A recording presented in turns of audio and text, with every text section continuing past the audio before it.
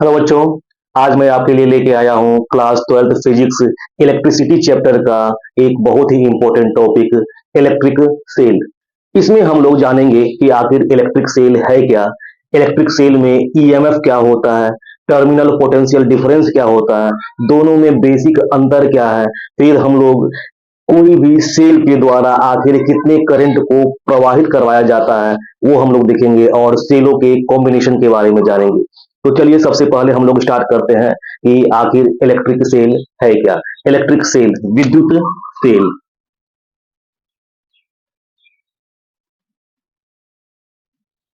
Electric cell विद्युत cell ये है क्या। तो सबसे पहले जान लीजिए क्या कि इलेक्ट्रिक सेल एक विद्युतीय उपकरण है। इलेक्ट्रिक सेल क्या है? एक इलेक्ट्रिकल डिवाइस है जो केमिकल एनर्जी को इलेक्ट्रिकल एनर्जी में कन्वर्ट करता है। तो क्या कर सकते हैं हम लोग क्या कि an electric device which which converts chemical energy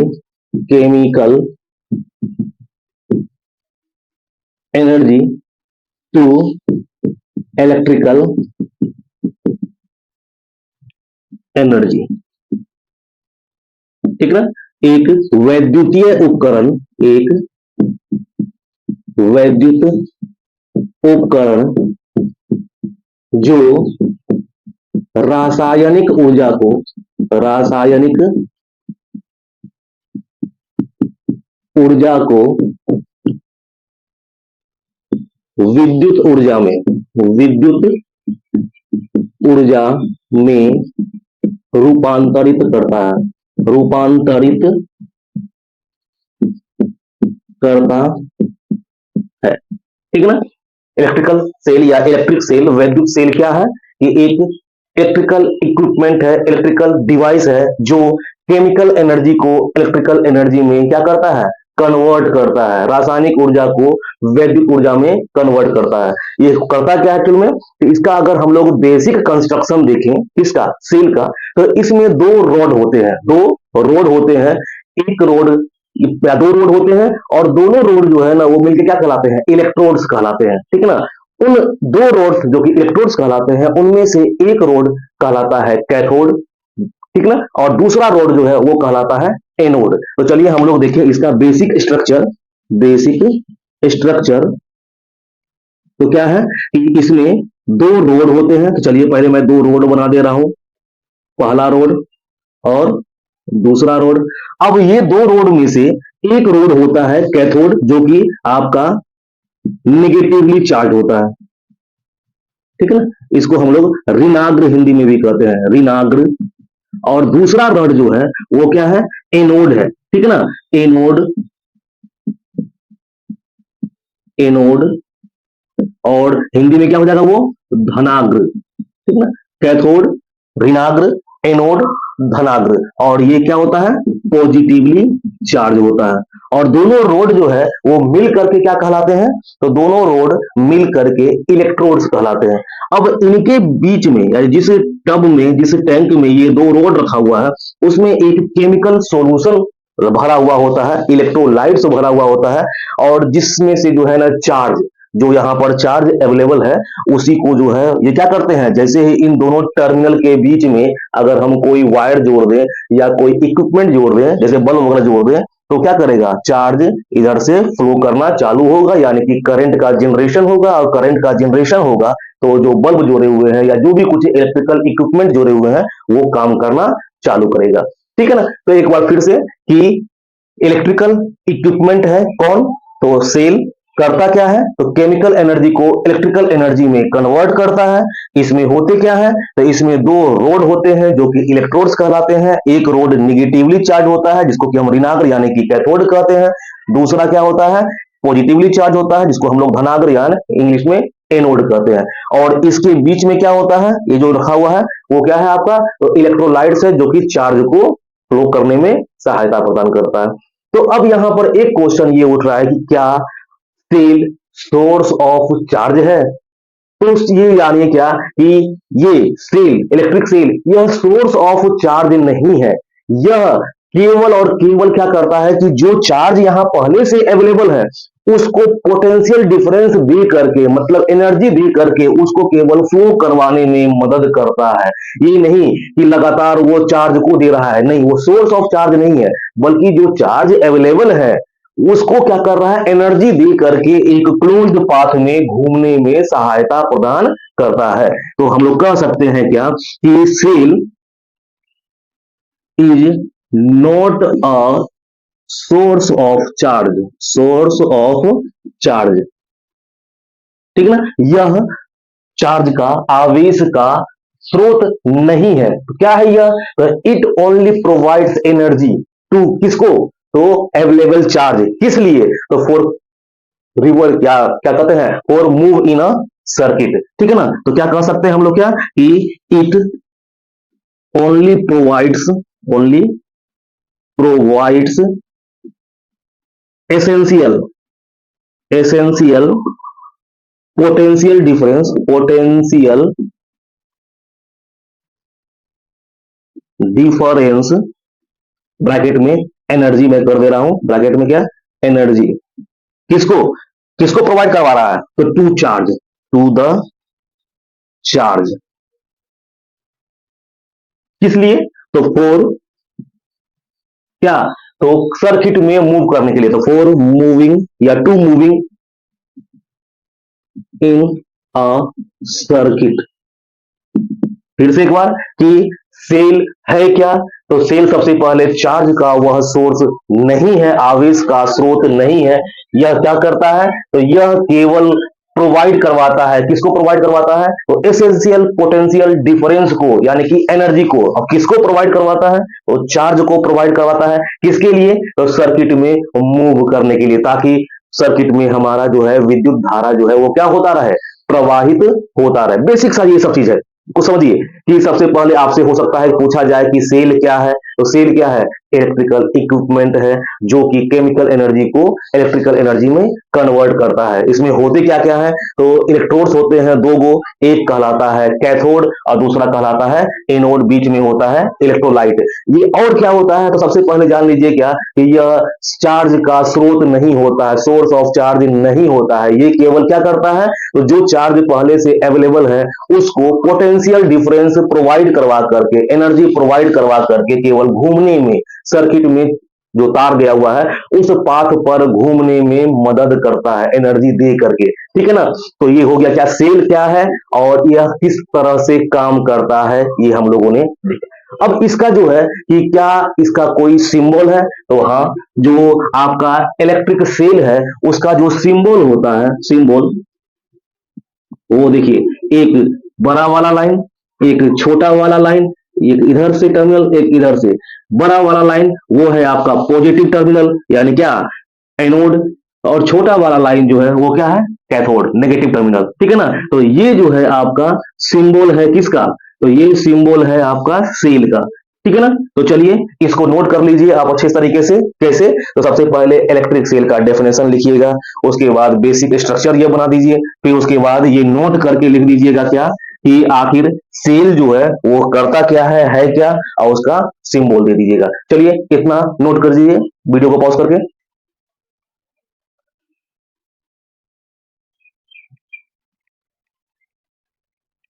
चलिए अब हम लोग देखते हैं आगे कि सेल से संबंधित हम लोगों के पास दो टर्म आता है।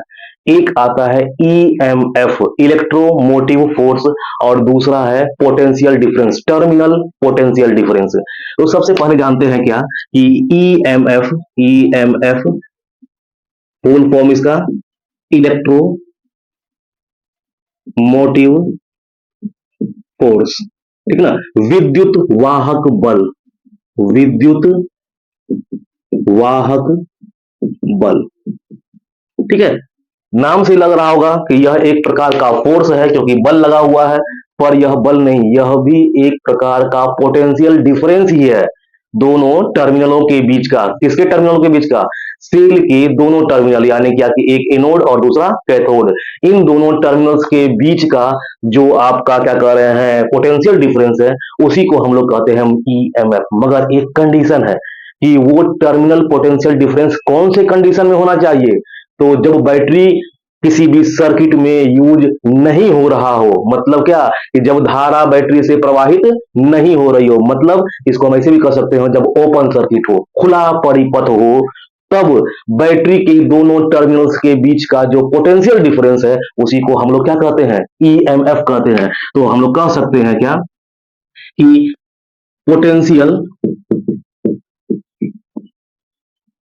Difference between two terminals of a cell in कौन से सर्किट, तो ओपन सर्किट, खुला परिपथ, जब धारा प्रवाहित नहीं हो रहा, ओपन सर्किट, ठीक है ना, ठीक है, that is I is equal to कितना, जीरो।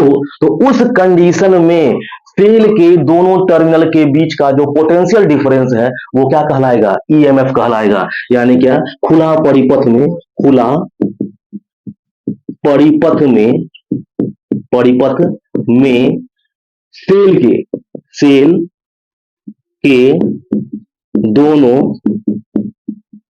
टर्मिनलों के बीच, टर्मिनल्स के बीच का विभवांतर, विभवांतर ही क्या कहलाता है, आपका इलेक्ट्रोमोटिव फोर्स कहलाता है। और इसको बेसिकली हम लोग ई से, ये इस तरह से किताब में मिलेगा, इससे रिप्रेजेंट करते हैं, किसको, ईएमएफ को कह सकते हैं कि एप्सिलॉन से करते हैं, ठीक है ना।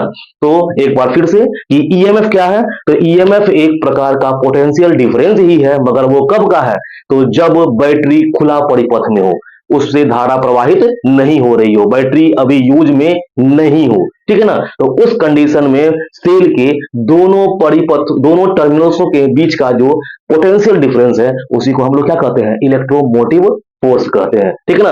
तो यहां पर ध्यान रखिए, इलेक्ट्रोमोटिव फोर्स एक टाइप का फोर्स नहीं है, यह क्या है, यह पोटेंशियल डिफरेंस ही है, या कह सकते हैं कि एनर्जी ही है, क्योंकि पोटेंशियल डिफरेंस भी तो एनर्जी ही होता है ना। ये यूनिट पॉजिटिव चार्ज को इनफाइनाइट से या वन पॉइंट से किसी दूसरे पॉइंट पर लाने में किया गया वर्क जो है, क्या कहलाता है, पोटेंशियल या पोटेंशियल डिफरेंस कहलाता है, ठीक है ना। तो चलिए अब हम लोग आगे बढ़ते हैं किस पर, तो ये इलेक्ट्रोमोटिव फोर्स हो गया, अब हम लोग बढ़ते हैं टर्मिनल पोटेंशियल डिफरेंस पर, ठीक है ना। टर्मिनल टर्मिनल पोटेंशियल डिफरेंस, अब ये क्या है, जस्ट इसका उल्टा, किसका उल्टा, ईएमएफ का उल्टा, कि potential difference between two terminals of a cell in open circuit, तो ये हो जाएगा इन क्लोज्ड सर्किट। कि अब अगर मान लिया जाए कि बैटरी को हम किसी वैद्युत परिपथ में कनेक्ट कर दें और धारा प्रवाहित कर दें स्विच ऑन करके, ठीक है ना, तो उस समय जो उसके दोनों टर्मिनल्स के बीच का जो पोटेंशियल डिफरेंस होगा, वही क्या कहलाएगा, टर्मिनल पोटेंशियल डिफरेंस। तो क्या कह सकते हैं हम लोग कि potential difference, potential difference between two terminals of a cell in closed circuit, ये ध्यान रखिएगा, इन क्लोज्ड सर्किट, ठीक है ना।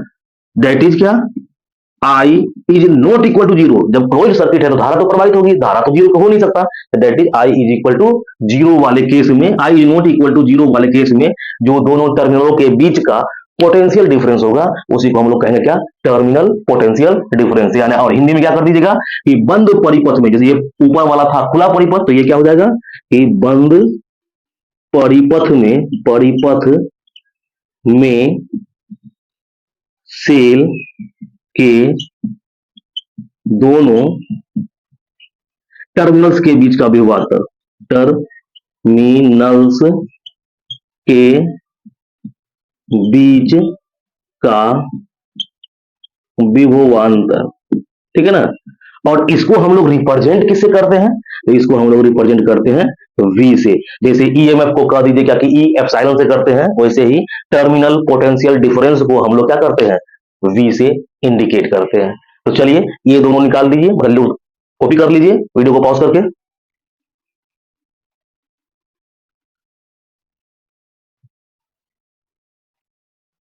चलिए अब हम आगे बढ़ते हैं। तो ये देखिए दो टर्म आया हम लोगों का, क्या? एक ईएमएफ और दूसरा टर्मिनल पोटेंशियल डिफरेंस। दोनों का यूनिट क्या? तो चूंकि दोनों आपका पोटेंशियल डिफरेंस ही है, बस फर्क इतना है कि एक बंद परिपथ का है और दूसरा खुला परिपथ का, तो यहाँ पर दोनों का जो यूनिट होगा वो आप वोल्ट ही लेके चलेंगे। यानी कि unit of EMF and terminal potential difference is equal to what? Volt. ठीक है ना? अब इसमें एक टर्म और आता है सेल में, वो है इंटरनल रेसिस्टेंस का। क्यों? क्योंकि देख लीजिए क्या कि कोई भी सेल बनेगा उसमें इलेक्ट्रोड्स वगैरह जो होंगे या केमिकल सॉल्यूशन जो होगा, इलेक्ट्रोलाइट्स जो होगा, उसका अपना भी तो प्रतिरोध है। वो प्रतिरोध भी तो धारा के प्रवाह में क्या करेगा? बाधा पहुंचाएगा। तो इसका मतलब क्या कि सेल के अंदर इलेक्ट्रोड्स और इलेक्ट्रोलाइट्स के कारण एक अपना प्रतिरोध होता है।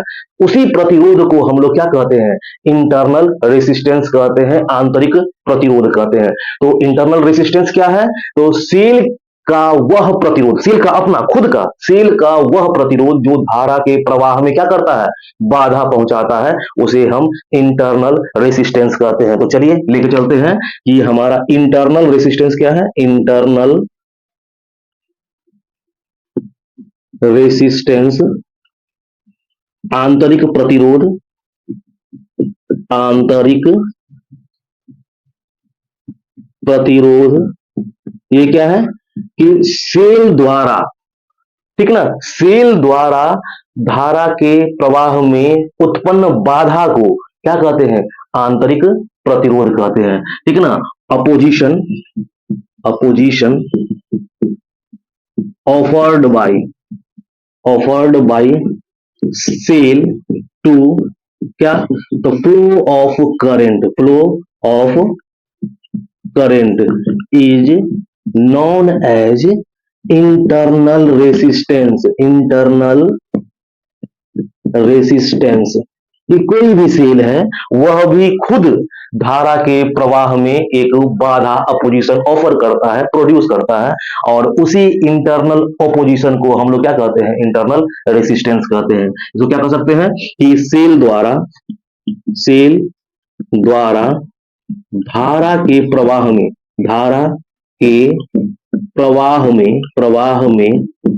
उत्पन्न किए गए बाधा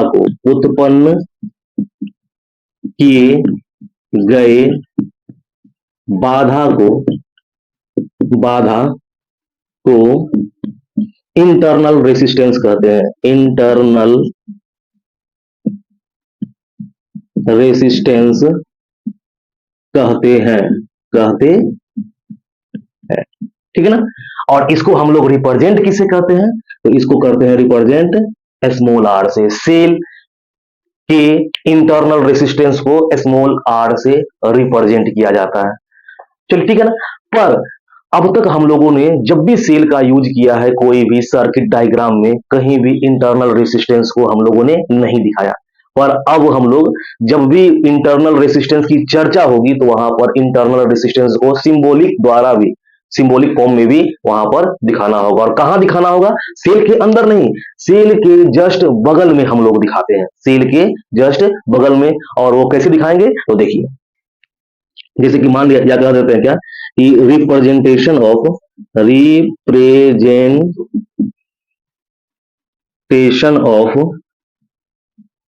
इंटरनल रेसिस्टेंस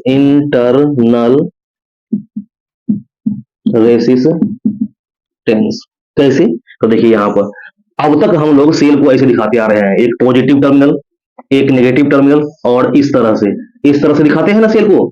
ये सेल है। यहां पर हम लोग अभी तक ये नहीं दिखाए हैं कि आखिर इसका इंटरनल रेसिस्टेंस कहां पे, अंदर में होगा या कहां पे। ये जानिए क्या कि किसी भी सेल का जो इंटरनल रेसिस्टेंस है, जस्ट हम सेल के बगल में, नेगेटिव टर्मिनल के बगल में एक रेसिस्टेंस दिखा करके कर सकते हैं। तो सेल है, ये मान लीजिए V वोल्ट का, इसका इंटरनल रेसिस्टेंस R है, जो कि जस्ट इसके बगल में हम लोग यहाँ पे शो करते हैं। ये हुआ क्या कि आखिर कोई सेल का इंटरनल रेसिस्टेंस है, उसको हम लोग दिखाएंगे कैसे पिक्चर में? सेल के अंदर नहीं दिखाना होता है, सेल के जस्ट बाद में हम लोग दिखाते हैं। तो ये हो गया कि pictorial representation of internal resistance, ठीक है ना।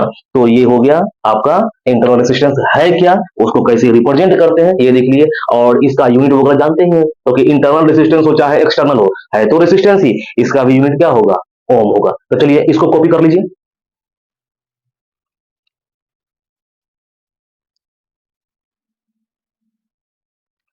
चलिए अब हम लोग आगे बढ़ते हैं अगले टॉपिक की ओर। वो क्या है कि relation between EMF and terminal potential difference, कि आखिर विद्युत वाहक बल और टर्मिनल पोटेंशियल डिफरेंस के बीच में क्या संबंध है। तो चलिए हम लोग दो सर्किट डायग्राम यहाँ पर बनाए हुए हैं।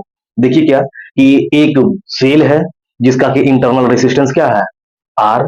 और वो जिस परिपथ में है उस परिपथ में एक एक्सटर्नल प्रतिरोध, बाह्य प्रतिरोध, एक्सटर्नल रेसिस्टेंस आर को कनेक्ट कर दिया गया है। और अभी यह सर्किट ओपन है, स्विच को ऑन नहीं किया गया है। तो इस कंडीशन में अगर हम इस सेल के दोनों टर्मिनल के बीच में एक वोल्ट मीटर को अगर लगा दें, तो वोल्ट मीटर जो पोटेंशियल डिफरेंस देगा वो क्या कहलाएगा? ईएमएफ कहलाएगा। ठीक है ना, ई से इंडिकेट कर दी, चाहे एप्सिलॉन से कीजिए। तो यहाँ पर हम ई लिख दिए हुए हैं। ये ई क्या है? EMF, electromotive force. क्यों? क्योंकि यह सर्किट अभी ओपन है। फिर जैसे ही हम सर्किट को क्लोज कर रहे हैं, सेम फिगर ही है, बस फर्क इतना है क्या, यहाँ पर स्विच अभी ऑन नहीं था, ऑफ था, यहाँ पर ऑन कर दिए। तो इस कंडीशन में यहाँ पर जो सेल के दोनों टर्मिनल्स के बीच में विभवांतर को, पोटेंशियो में कहिएगा कि वोल्ट मीटर को जो लगाए हुए हैं, उसका जो रीडिंग है वो क्या शो करेगा? वी शो करेगा, टर्मिनल पोटेंशियल डिफरेंस को शो करेगा। सर्किट ओपन, वोल्ट मीटर का reading EMF. Circuit closed, volt meter का रीडिंग टर्मिनल पोटेंशियल डिफरेंस। और इस केस में देखिए क्या, ये जो V का वैल्यू है, तो क्या अभी सेल को हम लोग यूज कर रहे हैं, उसकी सहायता से कुछ ना कुछ जला रहे हैं, कुछ को हम यूज में ला रहे हैं। तो V का जो वैल्यू है इस E के वैल्यू से कम होगा। क्यों कम होगा? दिया तो गया था, आप दुकानदार के पास जाते हो और कहते हो क्या कि एक बैटरी दीजिए, उसमें लिखा हुआ होता है 1.5 वोल्ट। तो वो 1.5 वोल्ट है, तो वो जो लिखा हुआ है वो ओपन सर्किट में है, 1.5 वोल्ट वो ईएमएफ है। पर जैसे ही उस 1.5 वोल्ट वाले बैटरी को आप किसी सर्किट में जोड़ते हो, मतलब कि घड़ी में लगा दिए, चाहे टॉर्च में लगा दिए, तो वो अब 1.5 वोल्ट प्रोवाइड नहीं करेगा। वो उसका जो इंटरनल रेसिस्टेंस है उस 1.5 वोल्ट में से कुछ एनर्जी को कंज्यूम कर लेगा, और बाकी जो है वो एक्सटर्नल रेसिस्टेंस को दे देगा। यानी क्या कि इस समय जो V का मान जो है, टर्मिनल पोटेंशियल डिफरेंस का जो मान है, वो क्या होगा? ईएमएफ के मान से कम होगा। क्यों? क्योंकि कुछ ना कुछ एनर्जी, पोटेंशियल एनर्जी किसके द्वारा खा लिया गया है? इंटरनल रेसिस्टेंस के द्वारा खा लिया गया है। तो बताइए कि कैसे हम लोग जो है यहाँ पर इक्वेशन तैयार करेंगे। तो सपोज कर लीजिए कि इस सर्किट में आई धारा प्रवाहित हो रही है, आई धारा प्रवाहित हो रही है। तो शुरुआत का जो आपका पोटेंशियल है वो तो है ई। अब ई में से कौन कौन यूज कर रहा है? तो ई जा रहा है बाहर वाले में भी और ई जा रहा है अंदर वाले प्रतिरोध में भी। तो क्या हो जाएगा? ई इज इक्वल टू आई, छोटी आर, अंदर वाले के कारण ये खा लिया गया है, प्लस क्या, तो ये बाहर वाला प्रतिरोध में पोटेंशियल जा रहा है। यानी कि यहां पर देखिए कि दो प्रतिरोध एक तरह से देखा जाए तो सीरीज में है, कुछ पोटेंशियल इसमें चला गया, कुछ पोटेंशियल इसमें चला गया। ये पोटेंशियल क्योंकि बैटरी के द्वारा, खुद बैटरी का काम था कि एनर्जी देना, ठीक है ना, पोटेंशियल देना, मगर वो कर क्या रहा है? ये खुद अपने में उपस्थित प्रतिरोध के कारण कुछ पोटेंशियल डिफरेंस को कंज्यूम कर ले रहा है। ये कंज्यूम कर लिया और बाकी के लिए इतना छोड़ा, यानी बाह्य वाला में जो हम जोड़े हुए हैं उसके लिए इतना छोड़ा। तो ये हमारा एक इक्वेशन तैयार होता है किसके लिए? तो ईएमएफ। और यहां पर देखिए ये V बराबर आई आर, जो आप लोग ओम्स लॉ में पढ़ते हैं, तो इसके बदले में लिख सकते हैं ना, E बराबर क्या? आई आर प्लस V। ये एक तरह का ये रिलेशन है, किसके बीच का रिलेशन है? तो ईएमएफ और टर्मिनल वोल्टेज के बीच का, टर्मिनल पोटेंशियल डिफरेंस के बीच का रिलेशन है कि E is equal to I R plus V। अब यहाँ पे क्वेश्चन उठ सकता है कि यार एक फॉर्मूला आप लोग ऐसे भी ले सकते हैं कि आखिर कोई भी सेल जब सर्किट में जुड़ता है और सर्किट को जैसे ही हम क्लोज करते हैं, उससे कितनी धारा प्रवाहित होती है, उसके लिए अगर एक्सप्रेशन निकालना हो तो ये वाले से ही हम लोग निकाल सकते हैं। देखिए क्या, E इज इक्वल टू क्या है आपका? आई आर प्लस आई आर, ये आर इंटरनल रेसिस्टेंस और ये कैपिटल आर एक्सटर्नल।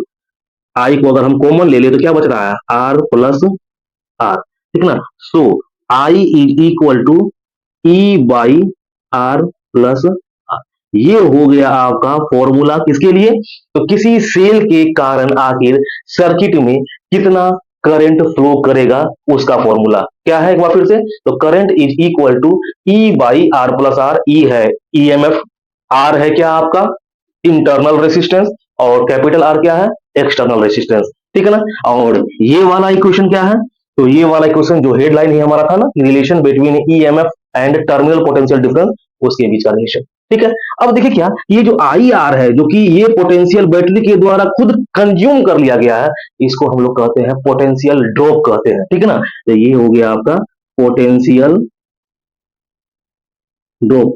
तो अगर कभी कभी न्यूमेरिकल में पूछ दिया जाए कि पोटेंशियल ड्रॉप निकालें तो करंट कितना फ्लो कर रहा है उसको मल्टीप्लाई कर देना है किससे, तो सेल के इंटरनल रेसिस्टेंस से आप मल्टीप्लाई कर देंगे तो वही क्या दे देगा, पोटेंशियल ड्रॉप का वैल्यू दे देगा। तो चलिए इसको आप लोग ये सब याद रखिएगा कि I is equal to E by R plus R, E is equal to I R plus V, ठीक है ना ये सब। और जहां वी क्या है, आई आर है, जहां आई करंट और आर एक्सटर्नल रेसिस्टेंस है, ठीक है ना। तो चलिए इसको नोट कर लीजिए और इसको जो बताया गया उसको सोचिए, फील कीजिए, तब जाकर के ये आपको आसानी से समझ में आएगा, ठीक है ना। तो चलिए इसको नोट कीजिए। तो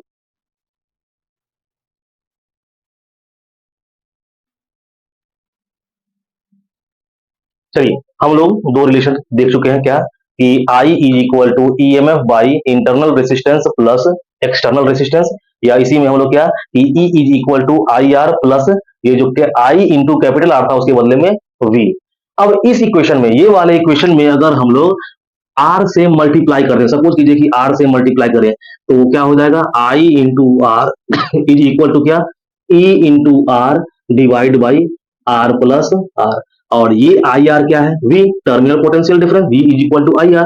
तो वी इज इक्वल टू क्या, E R by R plus R, ठीक ना। तो ये सारा जो फॉर्मूला वगैरह है उसको आप लोग याद रखेंगे। सपोज कीजिए क्या कि टर्मिनल पोटेंशियल डिफरेंस ईएमएफ और एक्सटर्नल रेसिस्टेंस का वैल्यू दे दिया हुआ हो और कहे क्या कि इंटरनल रेसिस्टेंस निकालिए, तो आप इस फॉर्मूला से निकालेंगे, मतलब कि जैसा रहेगा न्यूमेरिकल उस हिसाब से हम लोग फॉर्मूला को लेकर के चलेंगे। फिर इसके बाद देखिए क्या कि इसके बाद का जो हमारा है क्या कि अगर सेल को कंबाइंड करें, यानी कि एक परिपथ में दो या दो से ज्यादा सेल कनेक्टेड हो, तो फिर अब क्वेश्चन उठ रहा है क्या कि आखिर कौन से ऑर्डर में, क्या सीरीज में या पैरेलल में। तो पहले हम लोग लेके चलते हैं सीरीज में, कि अगर सीरीज में एक से ज्यादा क्या सेल कनेक्टेड हो, तो लेके चलते हैं पहले combination of cell, combination of cell, क्या सेलों का समूहन, सेलों का समूहन। अब ये पहला क्या लेके चल रहे हैं हम लोग, तो इन सीरीज, कि जब सेल सीरीज में हो, श्रेणी क्रम में हो, तो चलिए लेके चलते हैं।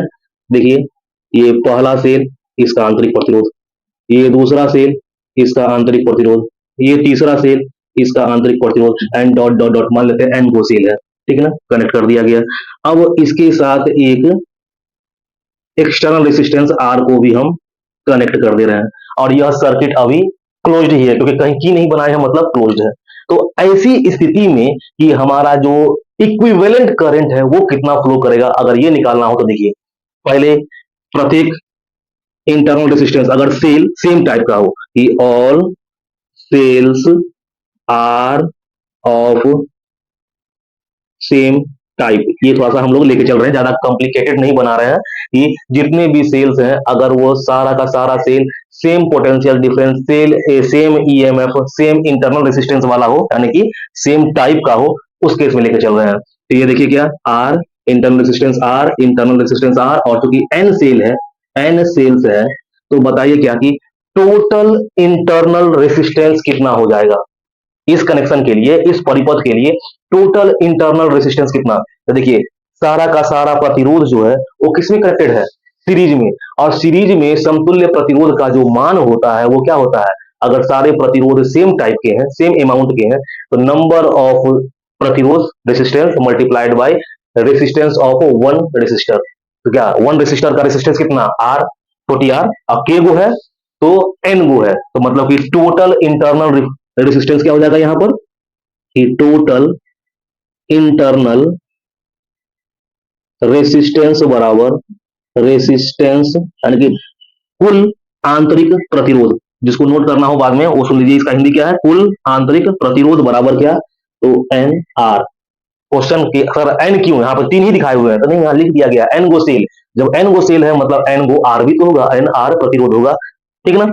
अब देखिए क्या, एक सेल का अगर ईएमएफ को हम ले रहे हैं ई, दूसरे का भी ई, तीसरे का भी, और सारा का सारा जो है आपका किसमें है, तो श्रेणी क्रम में है, तो श्रेणी क्रम में तो पोटेंशियल डिफरेंस 8 हो जाता है, तो ये क्या हो जाएगा, एक के लिए ई, दूसरे के लिए 2 ई, तीसरे के लिए 3 ई, एन के लिए एन ई, यानी टोटल ईएमएफ बराबर टोटल ईएमएफ बराबर क्या, एन ई, ठीक है।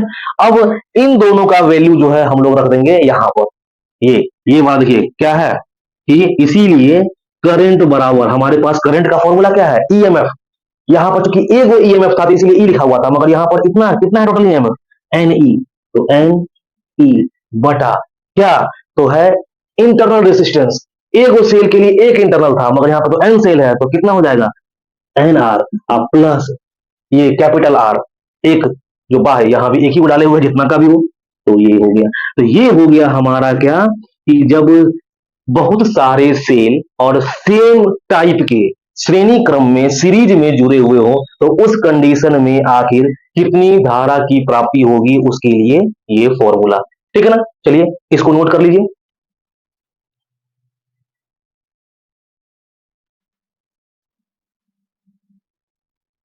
चलिए अब हम लोग सेलों को पैरेलल कॉम्बिनेशन में कनेक्ट करके धारा का मान निकालते हैं। देखिए क्या यहाँ पर कि एन मान लिया, डॉट डॉट दिखाया गया हुआ है कि मान लिया जाए क्या कि यहाँ पर एन सेल्स जो है, एन सेल्स किसमें, तो पैरेलल कॉम्बिनेशन में कनेक्टेड है, और प्रत्येक सेल क्या है, ऑफ सेम टाइप का है, एकदम सेम प्रकार का है, जितना ईएमएफ का एक वो सेल है दूसरा भी उतना ही, प्रत्येक सेल का इंटरनल रेसिस्टेंस भी क्या है, सेम है, वो कितना है, आर। तो यहाँ पर भी हम लोग निकालते हैं, सबसे पहले देखिए क्या कि सारा सेल किसमें है, पैरेलल में कनेक्टेड है, और पैरेलल में तो V का मान यानी पोटेंशियल का मान क्या होता है, सेम होता है, यानी ईएमएफ का मान यहाँ पे क्या होगा, सेम होगा, यानी कि सर्किट के लिए जो टोटल ईएमएफ है, टोटल ईएमएफ जो है वो क्या होगा, ई होगा। अब आते हैं इंटरनल रेसिस्टेंस पे, ये देखिए पहले बैटरी का इंटरनल रेसिस्टेंस आर, दूसरे का आर, तीसरे का आर, और एनवे का भी आर, तो जो समतुल्य प्रतिरोध है, क्योंकि ये सारे के सारे प्रतिरोध समांतर क्रम में जुड़े हुए हैं, तो इसका जो समतुल्य प्रतिरोध होगा वो क्या होगा, आर बाई एन। तो total internal resistance is equal to कितना, आर बाई एन। इसको आप लोग कर भी सकते हैं, ये प्रतिरोध का जब संयोजन हम लोग देख रहे थे वहां पर आप लोग देखे होंगे, ठीक है ना। तो अब इन दोनों का वैल्यू यहां पर रख दें, अब कहीं सर आर निकाल लीजिए, कैपिटल आर, तो कैपिटल आर तो एक ही है, उसको तो हम लोग जोड़े हुए नहीं है, तो इसीलिए इस केस में जो हमारा समतुल्य धारा का जो मान होगा, देखिए ई वही है, आर ये है आपका क्या, R by N plus R, ठीक है। अब इसको हम लोग सोल्व कर रहे हैं, तो ये ई कुछ नहीं तो वन, एन और वन का LCM N, R plus N R I, N ऊपर जाएगा तो क्या हो जाएगा, N E by R plus N R. ये हो गया कि जब दो या दो से ज्यादा के कौन सेल, सेम टाइप के सेल समांतर क्रम में जुड़े हुए हो, तो उससे आखिर कितना धारा प्रवाहित होगा, ठीक है। तो इसको भी आप लोग नोट कर सकते हैं। अब रहा क्या कि ये हो सकता है क्या कि टोटल इंटरनल रेसिस्टेंस आप लोगों को समझ में नहीं आया हो, तो इसको देख लीजिए, क्या इसको हम समझा दे रहे हैं कि आर प्रतिरोध का मान लिया जाए दो प्रतिरोध है, और किसमें जुड़ा हुआ है, समांतर में, तो इसका जो समतुल्य होगा आर इक्विवेलेंट जो होगा वो कितने के बराबर, 1/r प्लस 1/r, यानी क्या 2/r। तो आर को अगर निकालेंगे यानी पलट दिए यहाँ आर, तो यहाँ भी तो पलटना पड़ेगा r/2, तो क्या देख रहे हो कि दो गो प्रतिरोध है तो r/3, दो तीन गो रहता तो r/3, चार गो रहता तो r/4, और n गो है तो क्या हो जाएगा r/n, तो वही तो लिखा गया हुआ यहाँ r/। तो चलिए इसको कॉपी कर लीजिएगा, मिलते हैं अगले लेक्चर में, थैंक यू।